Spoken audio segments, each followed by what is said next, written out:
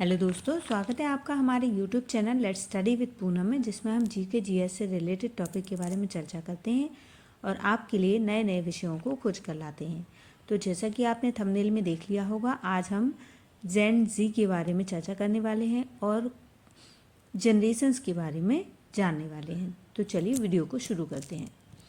जेन Z या generation Z 1997 से 2012 के बीच पैदा हुए लोगों को कहा जाता है। यह पीढ़ी मिलेनियल और जनरेशन अल्फा के बीच दूसरी सबसे युवा पीढ़ी है। जनरेशन जेड को जूमर्स, आई जनरेशन और डिजिटल नेटिव भी कहा जाता है। इसके बारे में कुछ खास बातें इस प्रकार हैं।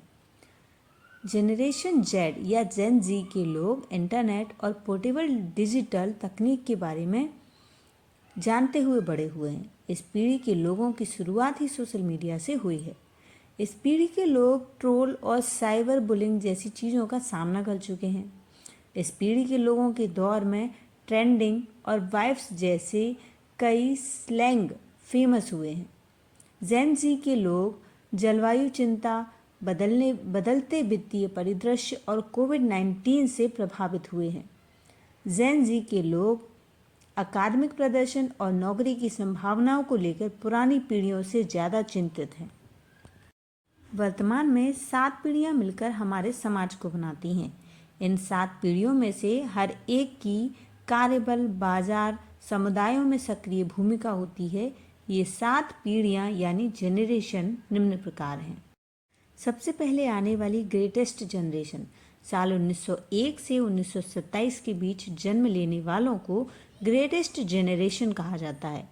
इन्हें इस नाम से इसलिए पुकारा जाता है क्योंकि इस दौरान पैदा हुए बच्चों ने काफ़ी संघर्ष देखा और कई तरह की परेशानियों का सामना किया, जिसमें खतरनाक लड़ाइयाँ, बीमारियाँ और गरीबी भी शामिल थी। अब जानते हैं नेक्स्ट जनरेशन, साइलेंट जनरेशन के बारे में, जिनका जन्म 1928 से 1945 के बीच में हुआ है। साइलेंट जनरेशन का जन्म, जो कि हम जान चुके हैं, 1928 से 1945 के बीच में हुआ है। इसे साइलेंट जनरेशन इसलिए कहा जाता है क्योंकि इस समय जन्मे लोगों ने विश्व युद्ध और गुलामी का दौर देखा। इस दौरान लोग अन्याय को चुपचाप सहते थे और उसके खिलाफ बोलने से डरते थे, इसलिए इस जनरेशन को साइलेंट जनरेशन कहा जाता था। अगली जनरेशन है बेबी बूमर जनरेशन, जिसका जन्म 1946 से लेकर 1964 तक माना जाता है।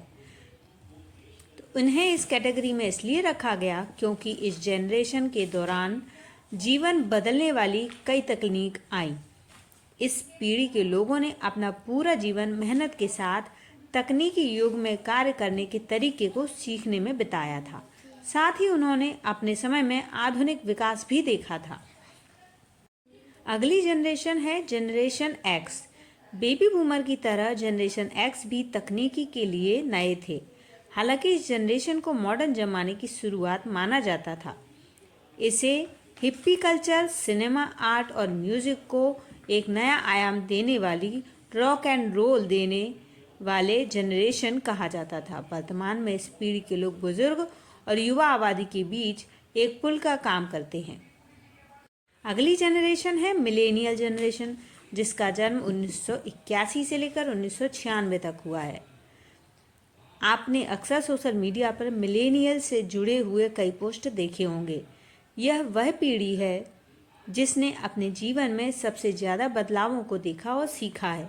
इस जनरेशन के लोगों ने न सिर्फ पुराने ज़माने के लोगों की तरह जीवन व्यतीत किया, बल्कि बदलती तकनीक के साथ खुद भी बदले हैं। अगली जनरेशन है जनरेशन जेड या जेन जी। साल 1997 से 2012 तक में जन्मे बच्चों को जनरेशन जेड या शॉर्ट में जेन जी भी कहा जाता है।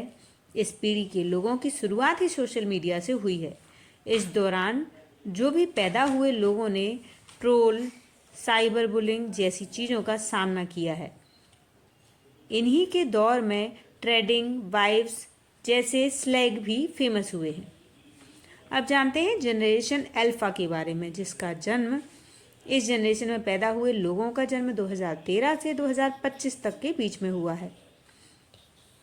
इस जनरेशन में पैदा होने वाले बच्चे काफ़ी तेज़ दिमाग और मल्टीटास्किंग वाले होते हैं। जन्म से ही तकनीक से जुड़े रहने की वजह से वह internet, cell phone, tablet, social media के साथ बड़े हो रहे हैं। जनरेशन अल्फ़ा जनरेशन को दुनिया के सबसे यंग और 21वीं सदी के सबसे असली जनरेशन माना जाता है। 2026 से 2040 तक जो भी जनरेशन होगी उसे जनरेशन बीटा कहा जाएगा। आगे आने वाले समय में हम जनरेशन बीटा के बारे में भी जानेंगे। तो तब तक आपको हमारा ये वीडियो कैसा लगा ये बताइए, और हमारे चैनल को अगर अभी तक आपने लाइक, शेयर और सब्सक्राइब नहीं किया है तो लाइक, शेयर और सब्सक्राइब ज़रूर करें। धन्यवाद दोस्तों।